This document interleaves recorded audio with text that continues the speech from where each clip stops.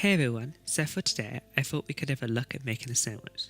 Don't worry, we're gonna do it together, step by step.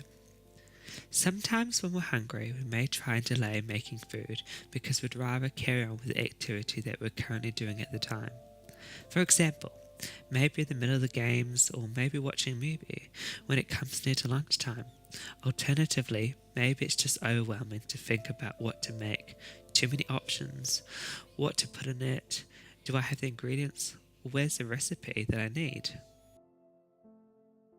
There's always going to be 1,000 reasons why not to do something. So that's why we're going to look at why it's important to eat something and why we need to learn how to cook.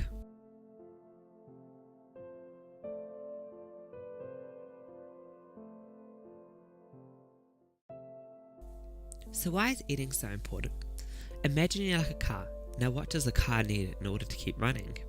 Fuel. That's right, fuel. It's so important for the engine, and if you don't have the right one, it's not going to work. You may be able to use something else, but it won't be good for the engine. Nutritional food makes us feel good about ourselves, so that's why it's so important that we eat it, and it will help us with our overall well-being. But if my mum and dad do all the cooking, I don't need to learn. Well, think of one day that your mum and dad come home from work really tired, or your caregiver. Now imagine that you know how to cook, and you're able to make something for dinner. Now imagine the reaction your parents would have, or caregiver would have, when they see the meal. Kids who learn to cook grow into adults who can cook, adults who know how to look after themselves. Think of the pride and joy of knowing that you can look after yourself and that you don't need somebody to do everything for you. There's nothing wrong with getting help, but not helping is not helpful to the person who's trying to help you. So let's get into cooking and get out of this dark place and learn something new. These are the following steps to make a cheese and ham sandwich.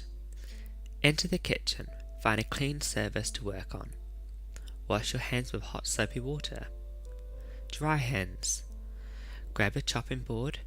Grab a grater, knife from where they are kept. Grab ham and cheese from the fridge. Place the bread, ham, cheese, grater on top of your workspace. Open up cheese and begin to grate. Grate enough to cover the bread. Cut bread in half if needed. Open ham.